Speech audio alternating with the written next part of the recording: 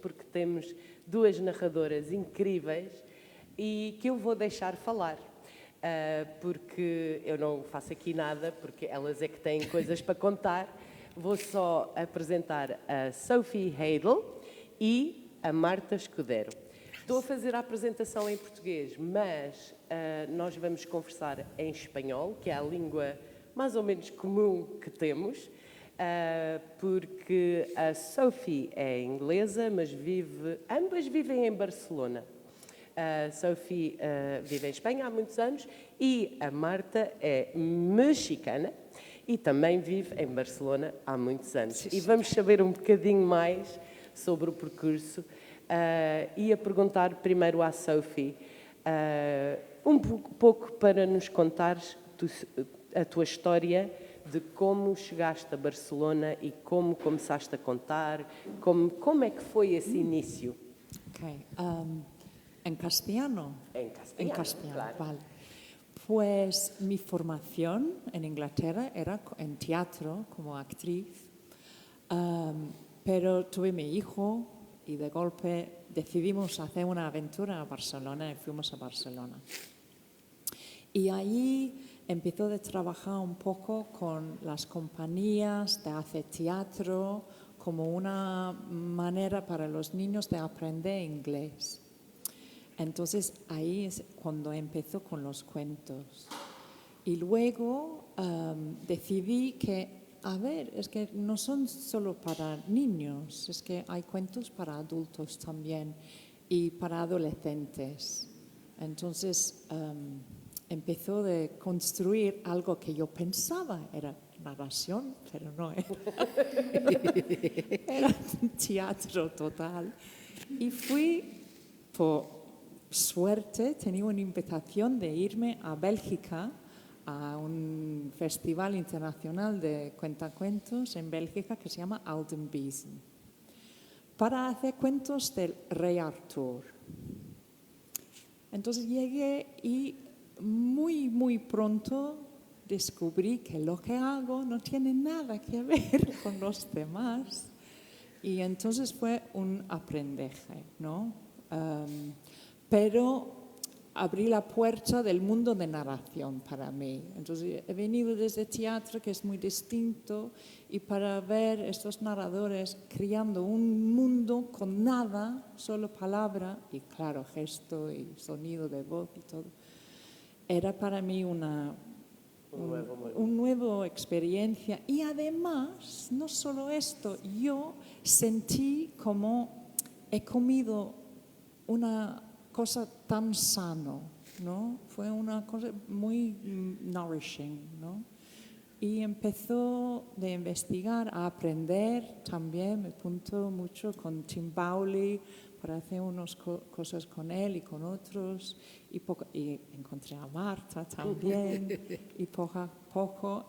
Y la verdad utilizó, y todavía utilizo, una mezcla de mis herramientas de teatro y mis herramientas, lo que he aprendido de la narración, para también enseñar, no solo que enseñar inglés, pero enseñar, cómo es nuestro mundo, atreverse los cuentos para los niños y sobre todo para los adolescentes. A mí me encanta narrar para los adolescentes.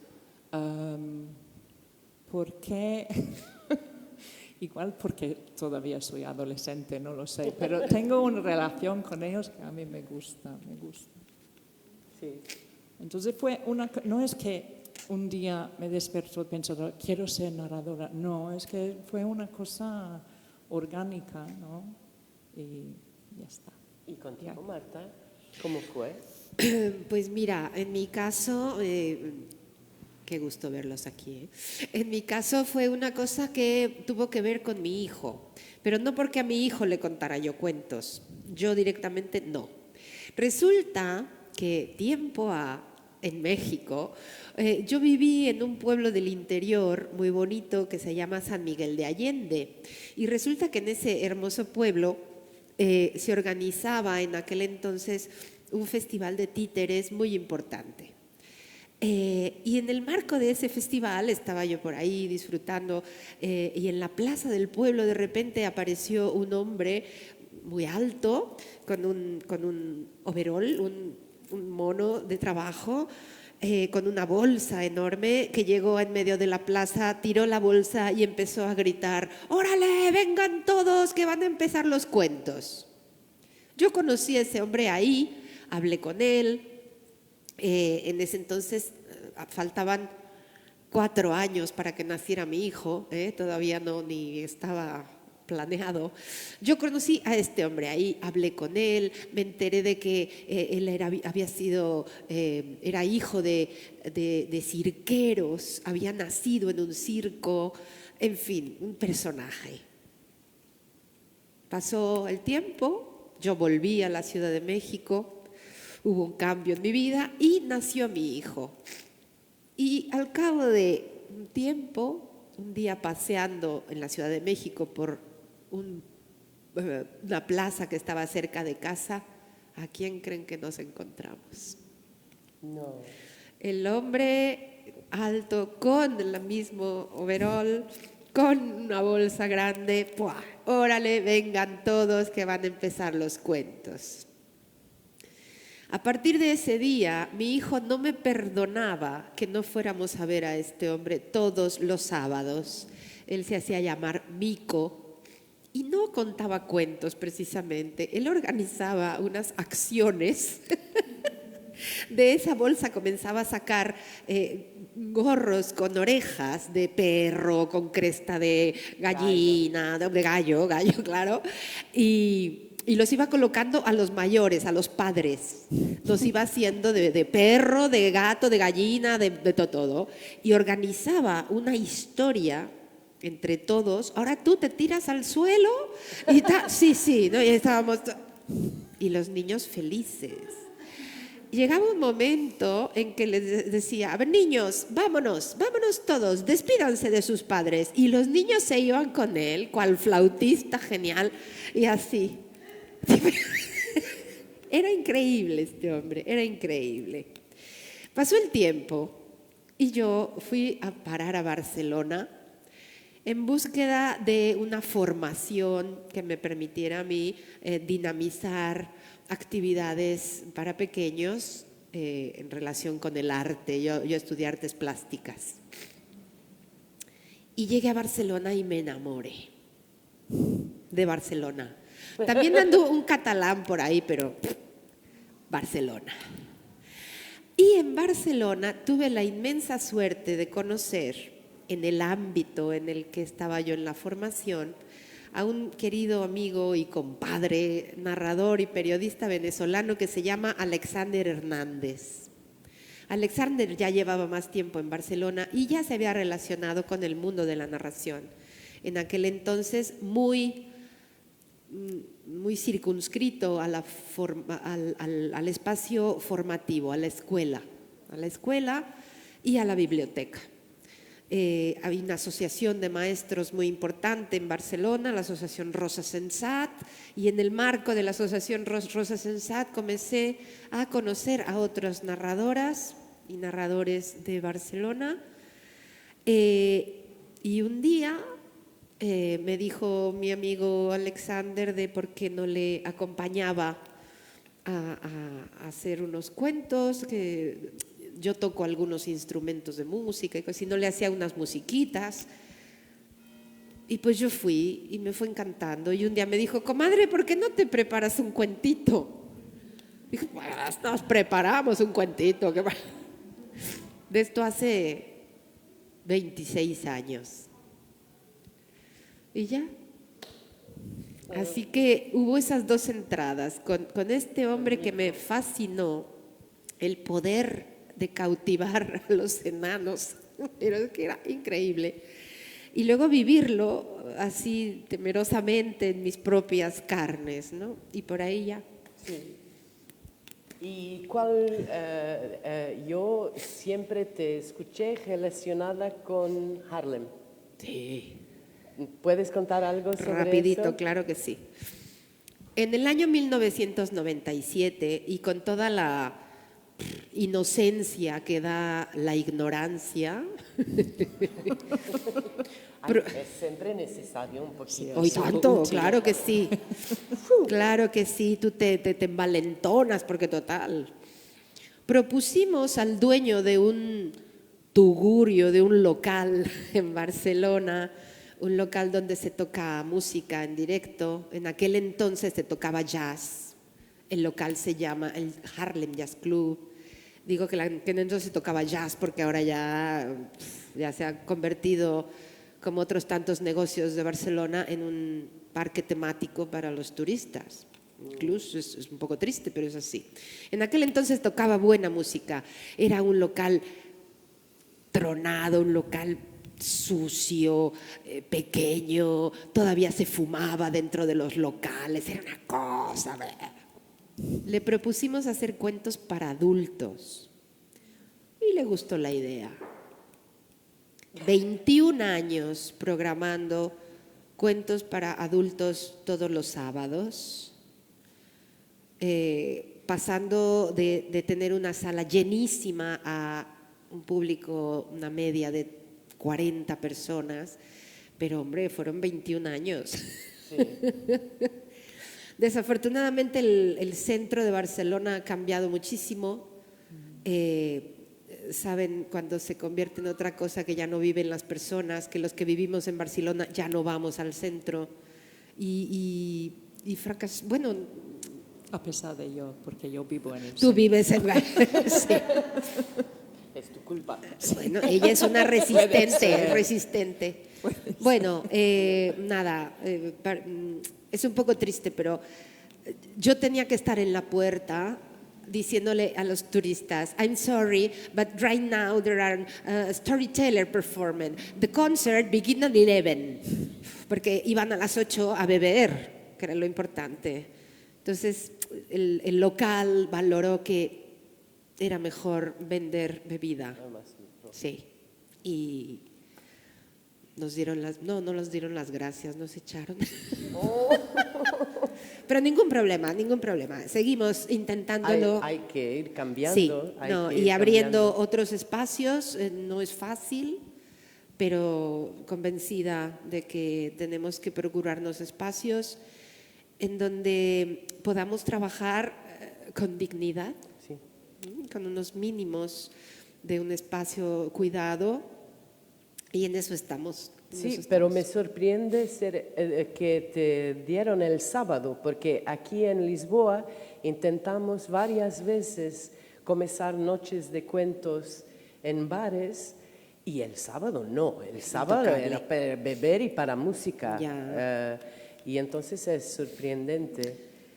Pero mira, no sé los horarios que hay aquí para salir a beber, pero es que en España en general se salía a beber a partir de la 1. Ah, Claro.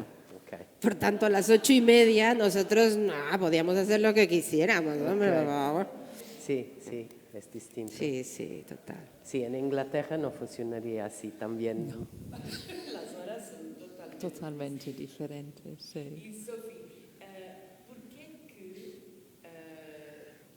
achas que a relação En castellano, porque en In English, in portugués me cuesta un poco. Entonces, yo tengo alguna experiencia de cómo el contexto de los cuentos ayuda a aprender una lengua. Y quería que tú hablases un poco de tu experiencia. ¿Por qué utilizar los cuentos? ¿Qué influencia tienen los cuentos en el desenvolvimiento, en el desarrollo lingüístico? Ok, vale. Yo la verdad es que creo que lingüísticamente no sé si ayudo tanto. Lo que ayuda es el contexto. Entonces, uno es que captas la atención de los niños o adolescentes o adultos, lo que sea, y es solo de ese de escuchar, pero también como es interactivo y con los niños específicamente, los niños pequeñitos, en los cuentos que utilizo hay mucha repetición. Entonces también, una vez que los niños siguen esta repetición, tú puedes parar y hacer algo, ¿no? Entonces ellos están contando también. Entonces es una buena manera de no solo enseñar, pero que ellos participan. Entonces dan mucha confianza para los niños, porque salen como, oh, jolín, no solo he entendido todo, pero he hablado algo, ¿no? Entonces es esto que a mí me gusta mucho. Sí, sí, y además lo pasan bien, ¿no? Y con adultos también, puedes utilizar el mismo fórmula, ¿no? Para que esta interacción, que no es que están así pasivamente escuchando, que puedes, son cosas muy sensibles además, ¿no? Es como un poco de, entonces, ¿quién está en esta casa? ¿El hombre? ¿Cómo se llama? ¿No? Entonces son cosas muy sensibles, pero funciona. Y es una manera que no puedes hacer esto con teatro. Y no es una clase de inglés tampoco, que es para mí es súper aburrido, ¿no? Igual, no, es que no hablamos de léxico, ni gramática, ni cosas así, es el contexto. Sí, el contexto, esa cosa de conocer en el contenido y después la forma es algo con que jugamos. Sí, ¿no? exacto. Pero me hablaste que tenías un proyecto nuevo, porque las dos son migrantes y tienes algo a contar también de tu padre. Sí, se llama, vale, es que es un cuento familiar, personal, que empecé desde hace casi 5 años, 6 años. Pero uno de estos, y este fue provocado de otro narrador que vi en Aldenbiesen, y yo empecé a pensar en mi propia familia, ¿no? Lo de mi padre, que era polaco. Entonces, este cuento viene desde una maleta, la verdad, y se llama La Maleta, porque es cuando encontré esta maleta en la casa de mi tía y dentro había cartas de mi padre, fotos y cosas que yo no sabía nada de mi familia. Era como una maleta llena de tesoros y secretos. Entonces yo empecé, porque quería hacer... Era un trozo de tu vida que no conocías. No, nada. Sí. No. Y además, lo que fue un poco, que me daba un poco piel de gallina, era que yo descubrí que mis abuelos y mis 2 tías fueron a Palestina para escapar la guerra. Y yo fui, vale, ahora es Israel, pero yo fui a los 17 años caminando las mismas calles que ellos sin saber, ¿no? Y además ellos vinieron a Barcelona en 1949. Y cuando vi esto, porque vi los pasaportes, pensé, a ver, ¿qué está pasando aquí? Es como estoy siguiendo sus pasos, ¿no? Subconscientemente. Entonces empezó a decirse, creo, están diciendo que tengo que contar algo, ¿no? ¿Y está contada cómo esa historia? ¿Cómo es? Pues... ¿Cómo la estás contando? Pues al principio este festival de Aldenbiesen en Bélgica me pidieron para hacerlo ahí, pero el COVID vino. Entonces con el COVID, encerrada en casa, como todos, empezó de pensar, igual voy a convertirlo en un audio, ¿no? Entonces empezó de cambiar, porque es otra cosa, una cosa es de contar, ¿no? Cara a cara al público, otra cosa es de hacer un audio.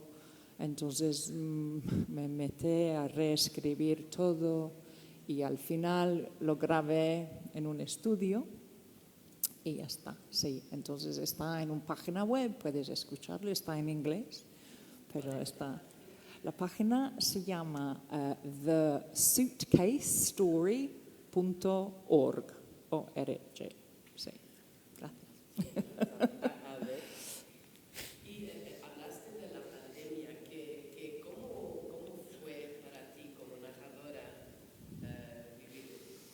ver, es que, vale, es que yo llevo una pequeña compañía con mi socia y hacemos es como una mezcla de teatro y cuentacuentos para los niños. Entonces, claro, cuando los colegios cerraban,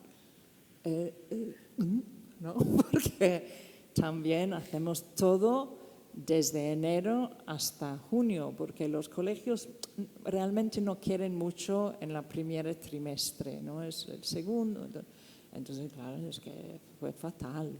Fue como un tren acercando a una velocidad tremendo y piensas que vamos a morir, ¿no? Y yo recuerdo decir, vale, pues igual después de Semana Santa van a abrir. Pero en septiembre sí.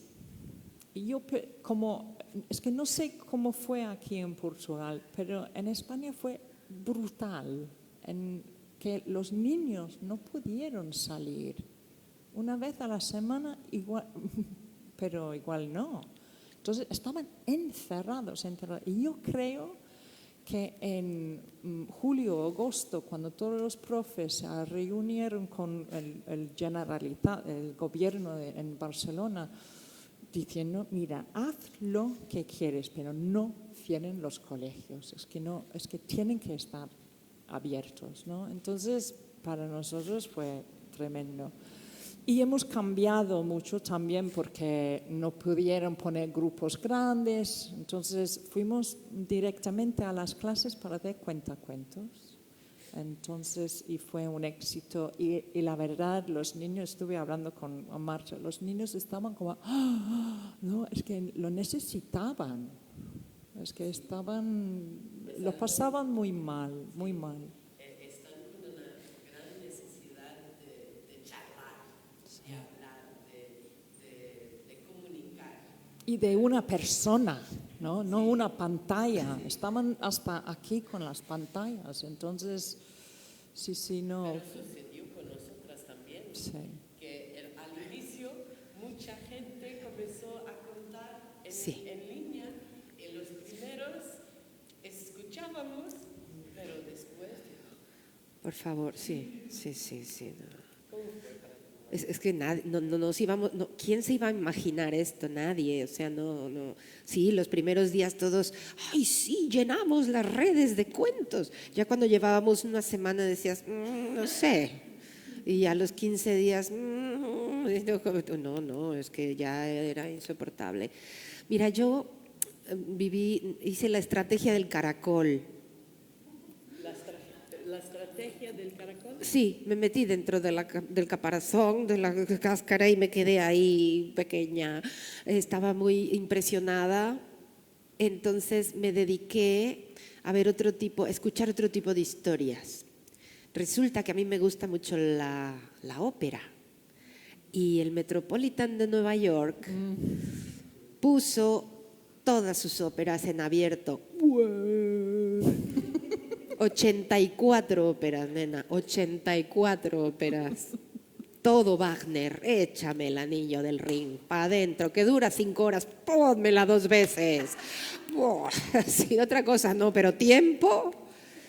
Disfruté muchísimo de esas historias, porque además era muy alucinante toda la parte de la música, de esa cosa que es la ópera. Y unos argumentos geniales y bueno, fue como, wow, fue alimentar mucho. En ese momento no fui consciente, ¿eh?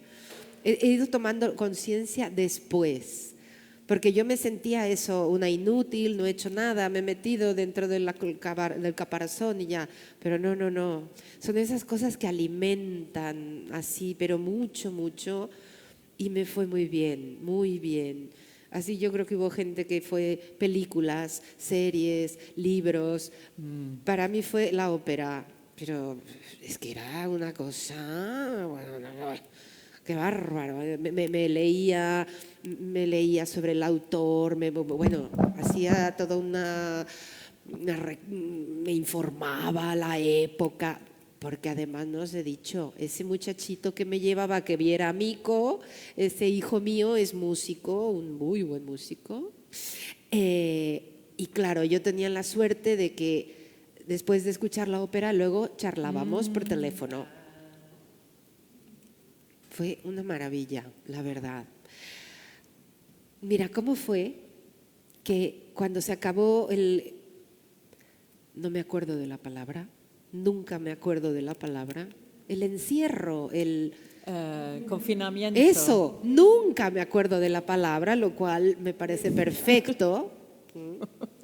¿Cómo sería la cosa? Que cuando acabó el confinamiento dije, chin, ya no va a haber más óperas.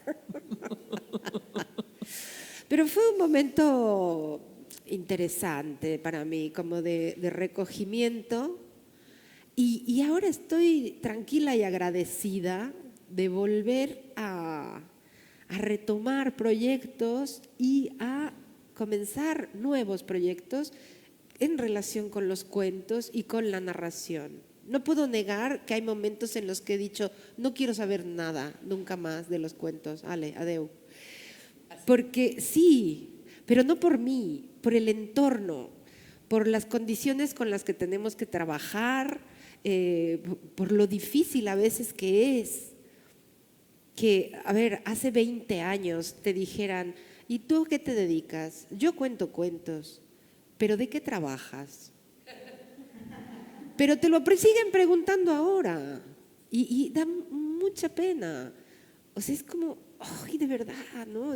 Como luchando ahí siempre adelante y no pasa nada. Creo que ese tiempo tan duro a mí me sirvió para cargar energía. Estoy convencida, pero mucho más convencida que antes, del valor que tiene el arte que practico, de lo feliz que me hace, lo hablábamos hace un momento, cuando estoy contando y estás en ese momento, en ese lugar único, irrepetible, que es, no existe nada más que eso. Eso es una bendición. Entonces, estoy convencidísima. Si a mí me sirvió para algo la pandemia, fue así como para tomar impulso. Sí, sí, de verdad, muy contenta por ese lado. Y en ese momento yo tuve tiempo para meditar un poco cuál era un poco mi misión. Estoy contando por qué. ¿Tuviste? Sí, es como el objetivo, ¿no? Siempre se pregunta, bueno, ¿qué objetivo hay? Eso, ¿no? ¿Para qué? ¿Y entonces? ¿Por qué? ¿Tienes respuesta? Yo, para ser feliz. Yo cuento cuentos, uno, para salvarme a mí, y dos, porque estoy convencida de que esto es una labor, ¿cómo se llama esto?, en contra de todo lo establecido. O sea, esto es, no me acuerdo la palabra, es una especie de, vaya, que si descubrieran lo que nosotros contando cuentos podemos mover, nos meterían a la cárcel. Claro, lo prohibirían. Es una cosa peligrosa incluso, incluso un poco así como clandestina. A mí me encanta hacer esto, es peligroso, es peligroso. Así que convencidísima. ¿Y Sophie? ¿Hiciste esa?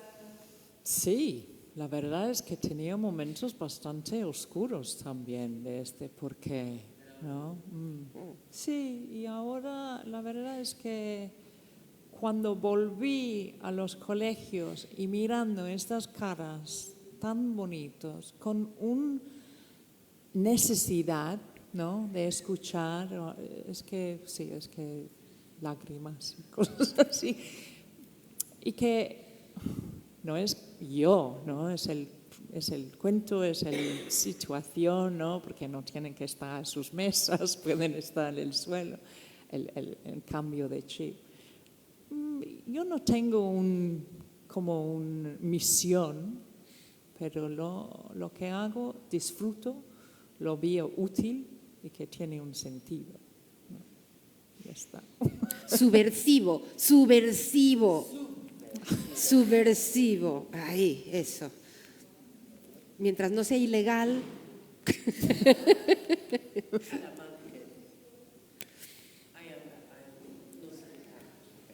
Y hablabas de que también te pensabas en nuevos proyectos. Sí. Proyectos personales. Bueno, aparte de estar convencida de crear espacios para narrar, que estamos tirando adelante nuevamente un espacio para programar espectáculos de narración. Estar convencida de la necesidad de seguir insistiendo en la difusión del acto de narrar, organizando cualquier tipo de actividad que lleve la narración a la calle, a las plazas, a las escuelas, o sea, en este caso con la Asociación de Narradoras y Narradores allá en Barcelona. Personalmente, pues también tengo mis pequeños proyectos. Soy lenta para crear, ya lo hablábamos con Sofía, que es una de las cosas maravillosas de los festivales, porque uno puede hablar con las compañeras y los compañeros y intercambiar muchas cosas. Yo tengo como unos embarazos de elefanta, o sea, tardo mucho en gestar, y luego unos partos difíciles, duros. Así que ahora estoy así un poco embarazada de un proyecto de contar y cantar a 3 compositoras mexicanas. 3 compositoras que parece que no, pero son muy famosas, aunque no sepamos que lo son. Canciones muy conocidas que se han cantado toda la vida, ¿no? Como Bésame, bésame mucho, como si fuera esta noche la última vez. Consuelo Velázquez, compositora mexicana. Cuando tenía 17 años, además. Sí. Otra gran compositora, María Grieber. Júrame que aunque pase mucho tiempo, no olvidarás el momento en que yo te conocí. Y otra gran compositora mexicana, en este caso una mujer muy particular, una mujer que fue soldadera en la Revolución Mexicana. ¿Ustedes se acuerdan la canción aquella? Dice, Adelita se fuera con otro, la seguiría. Adelita era una soldadera, que eran aquellas mujeres que acompañaban a las huestes revolucionarias. Pues esta mujer que les cuento, esta compositora, fue soldadera, después llegó a vivir en Nueva York, en Chicago, porque se comenzó a dedicar al tráfico de alcohol en la época de la ley seca. Sí, salió huyendo vestida de hombre, volvió a México y finalmente se convirtió en la dueña del prostíbulo más prestigioso de la Ciudad de México en los años 40 y 50. Lugar frecuentado por presidentes, jefes sindicales, empresarios y gente importante. Lugar en donde salieron y se dieron citas grandes músicos de la época como el trío Los Panchos, compositores muy famosos, bueno, un tugurio. Pues esta mujer, que era conocida como la Bandida, también fue una gran compositora. Ella compuso muchos corridos de la Revolución. 7 leguas el caballo que Villa más estimaba, cuando oía silbar los trenes, se paraba y relinchaba. 7 leguas el caballo. Pues de estas, un montón. Y otras tantas. Bueno, pues estas 3 mujeres, aparte de su música, tienen unas vidas increíbles. Y estoy en ello. Lo que pasa es que no sé cómo contarlo, que es uno de los procesos que nos encontramos. No sé qué haces con el micro. Esponja. La esponjita. Tú y la esponjita. Yo y la esponja. ¿Tienes que hablar con ella? A ver. Dulcemente. Esponjita. Ya, no lo volveré a hacer.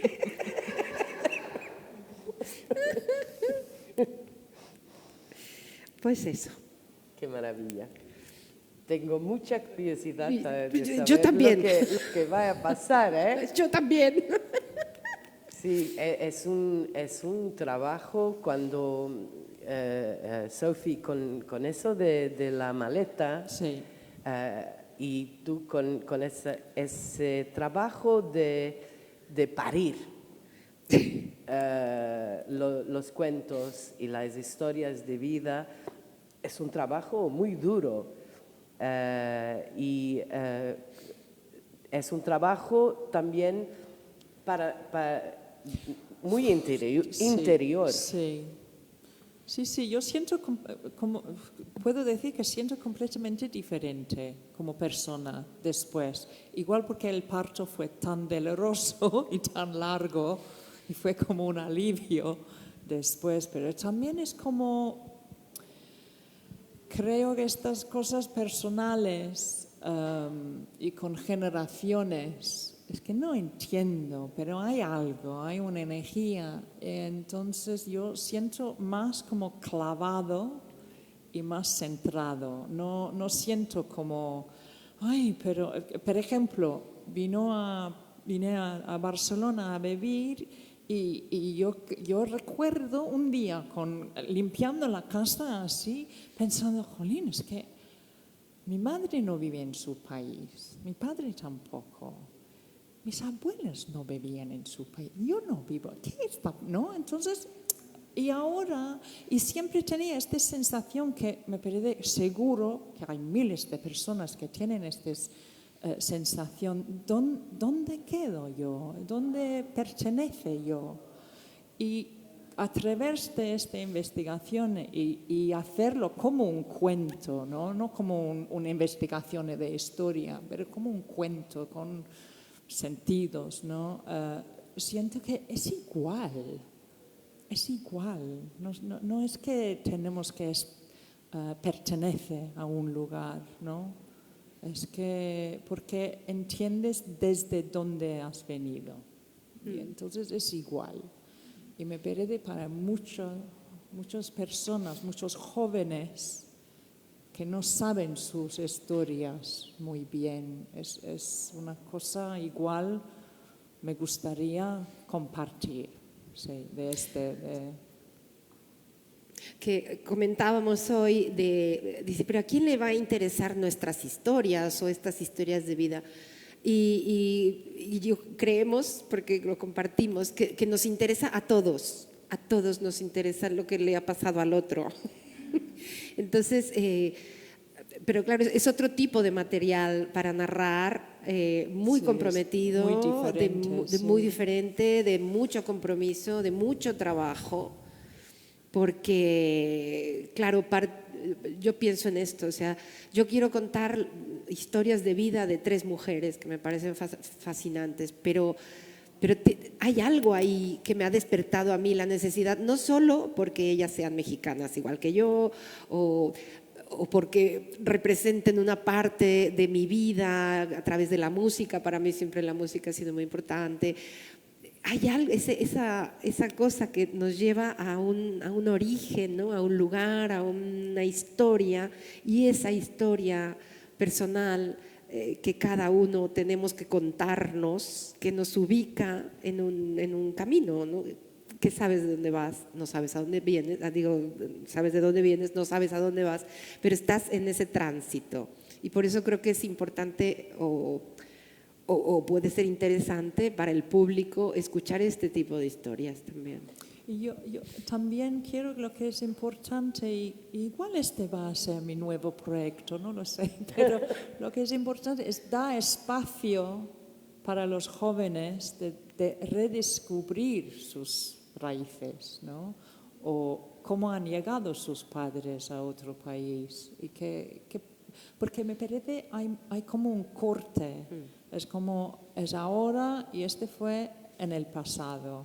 Y entonces pierden un poco sus propios raíces. Pienso que es también una forma, contarse nuestra historia es una importante forma de nos escuchar. Y ahora se vive una enorme crisis de escucha, de nosotros, del otro, del entorno, del mundo, del planeta, de la naturaleza. Y una de las misiones que yo siento como como narradora es esta misión de, espera, vamos a escuchar. Pienso que es un momento ahora muy bueno para eso. Y que tenemos un espacio ahora, después de ese confinamiento. Sí. ¿Sí? Habemos tenido tiempo, y ahora qué hacer con ese tiempo para escucha. Sí, reflejar también, ¿no? Porque los niños, yo veo con mi hija, ella está jugando en el tablet, está jugando un juego y tiene en la pantalla otra pantalla y se ve una serie al mismo tiempo. Wow. Pero se pueden. Es que a mí me sorprende que pueden hacerlo. Sí, pueden, Es que sí. son cerebros completamente diferentes. Mi hija también. Y yo le pregunto, ¿cómo puedes con estas? Y sí, Sí, puedes preguntar y sabe completamente lo que está pasando en el serio y lo que está pasando en el juego. Es como han crecido con estos herramientas. ¿Y ahora qué hacemos? ¿Qué hacemos? Pues esperar, sentarse, confiar en lo que hacemos, confiar en la necesidad siempre existe de contar algo, Sí, porque de cuando- acompañar con las palabras, porque a pesar de que están, sí, es que me acordaba de mi hijo sentados los dos mirando una película, según yo. No, él también la mira, pero está con el teléfono al mismo tiempo así, perdona, en fin. Pero de todas formas están con la necesidad del otro. En la primera oportunidad de hablar, yo tengo muy buena relación con mi hijo, afortunadamente, es un hombre ya, pero vamos a tomar algo y hablamos. Y hablamos, y esta necesidad de contar, y días así contados, que por alguna razón sale historias de mi padre, historias de su padre cuando éramos jóvenes. Le encanta, le encanta, le encanta, le encanta.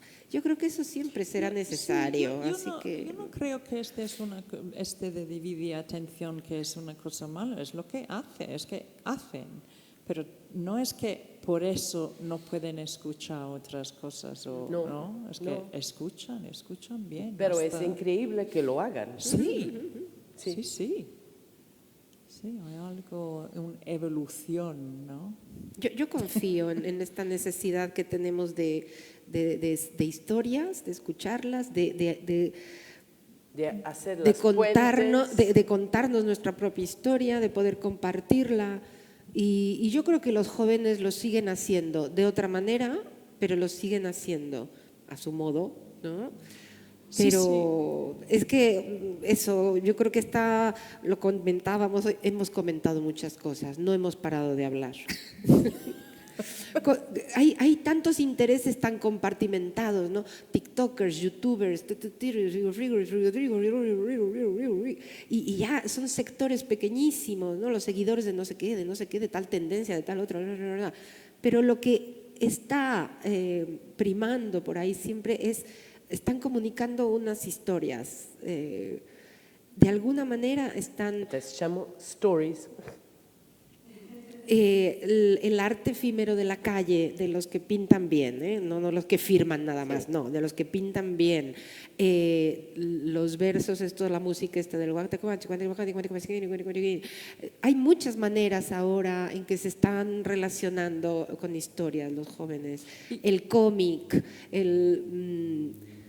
Sí, entonces yo creo que volverán aquí, volverán a hablar Y también, y a si escuchar. fijaos que desde el COVID, un crecimiento increíble de los podcasts. Y yo creo es esto, porque Sí. la gente faltaba encontrarse con otra gente para charlar, para contar. Entonces es que había mucha gente que empezó en casa con unas cosas muy sensibles de equipaje de grabar, ¿no? Que empezó estos podcasts Entonces, la cantidad de podcasts que ha crecido durante el COVID es impresionante. Sí, sí. Entonces, hay una necesidad. Yo creo que es una necesidad humana Sí. de escuchar y hablar y contar, ¿no? Estaba pensando. Porque es una cosa, exacto, la metalenguaje, hablar de esa cosa de era una vez y saber que esa es una llave que automáticamente abre un universo donde nos podemos encontrar. Es algo que es solo humano y es algo que tenemos que nutrir. Sí. Nutrir, sí. Alimentar. Alimentar, muito melhor. Y nosotros también tenemos que nos alimentar. Sí. También. Sí. E não sei como estamos como é que estamos de tempo. Estamos bem? 5 minutos? Ok. Então, o que é que podemos fazer com 5 minutos, menino? O que podemos fazer com 5 minutos, chicas?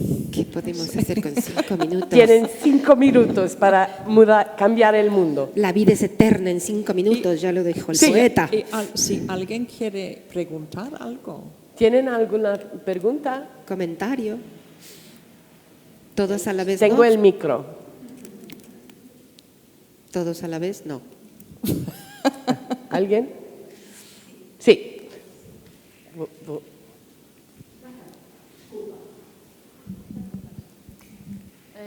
¿Hablo en español para vosotras? Muchas gracias. ¿Has contado cuáles fueron los acontecimientos que te despertaron para el mundo de las historias? Sí.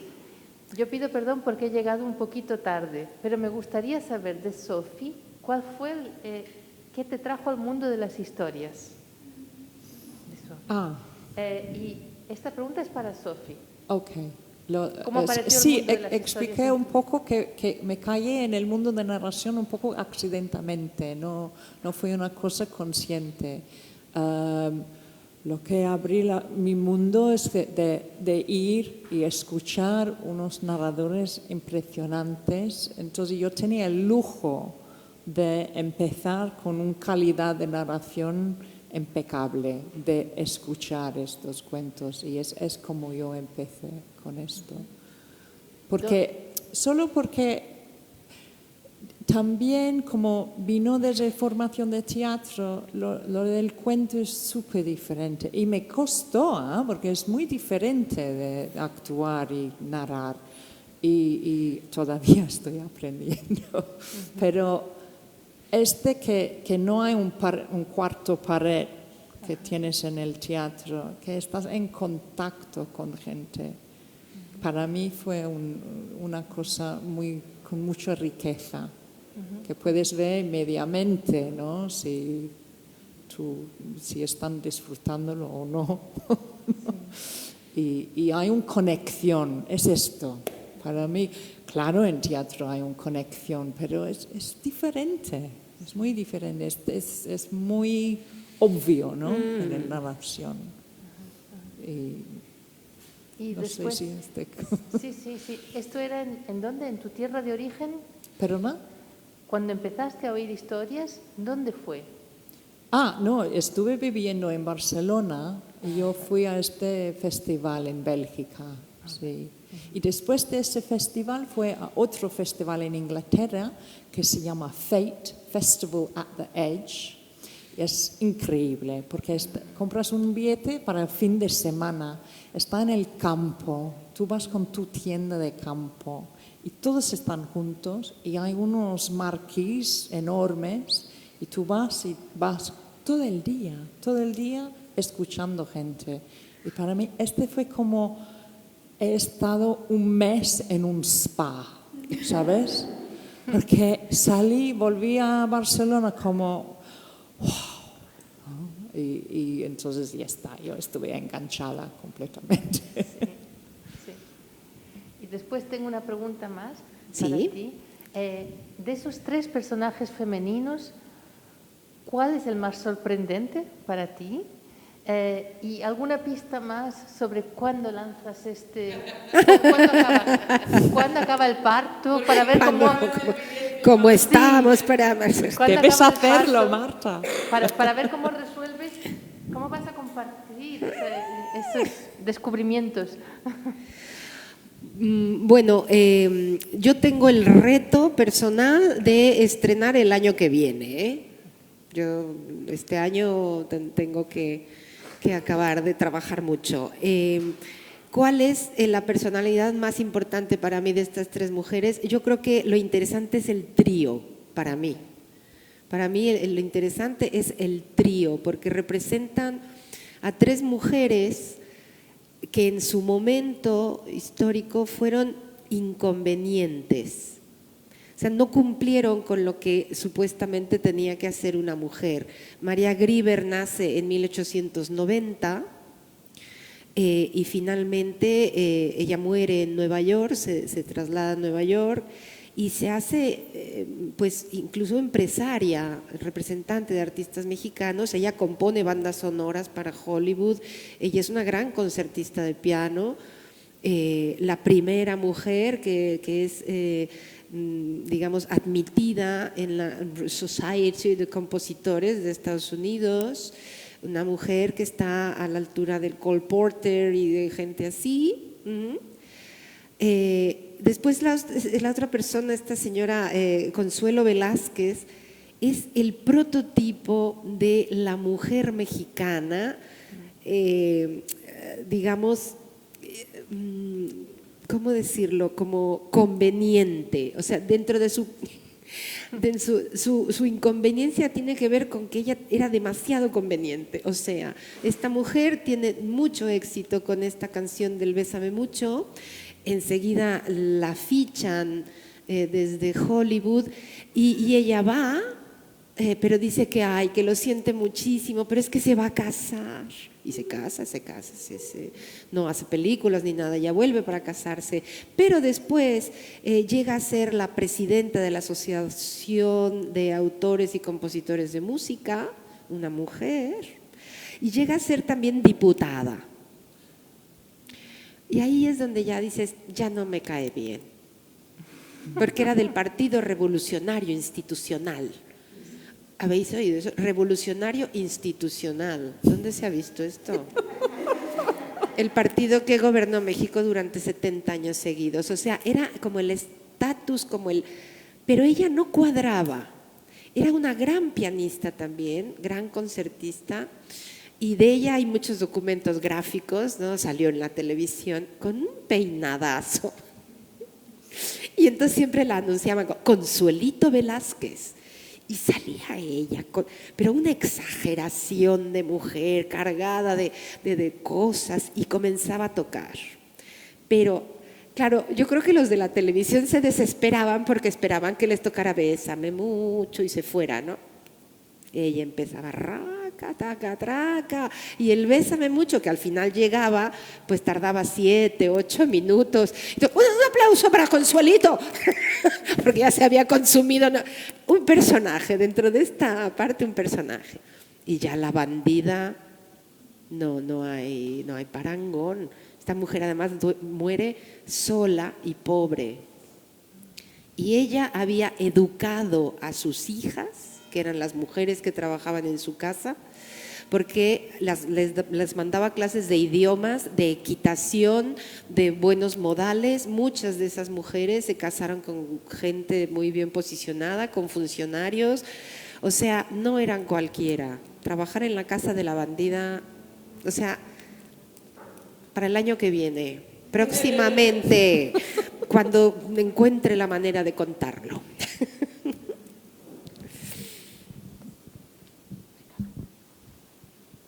Y puedo ya nada más para despedirnos. Sí. Hablar de esta escucha tan necesaria, de la escucha que necesitamos cada día, en cada momento de la vida, que es en donde se amarra, donde donde nace para mí el oficio de la palabra. Si no nace en esa escucha y en esse silencio, no. Muchas gracias. Gracias a usted. Thank you very much, Thank Sophie. you. Muito obrigada a ambas. Obrigada a todos que estiveram aqui à escuta e aos que estão também em casa a escutar. Foi um grande prazer estar aqui com estas meninas. A programação do Passa a Palavra continua. Por favor, consultem o programa. Há imensas atividades esta semana. Desculpa? O que é esta noite? Esta noite é imperdível. Esta noite há um serão no auditório Nice Munhoz, com o grande narrador, e é uma personagem muito deliciosa, que se chama Abby Patrix. A sessão será em inglês, é de entrada gratuita. Quem quiser que venha, que apareça. E vai ter streaming também. Vai ter streaming? Já resolveram? Já? Maravilha. Neste festival resolve-se tudo. Resolve-se tudo. E resolvam vocês todos aí em casa, por favor, venham, porque os contos estão à vossa espera. Estamos todos de braços abertos à vossa espera. Obrigada a quem esteve aqui e obrigada a toda a equipa e às bibliotecas e aos contabandistas de histórias e à Chão Nosso, e vamos aos contos. Gracias, cariño.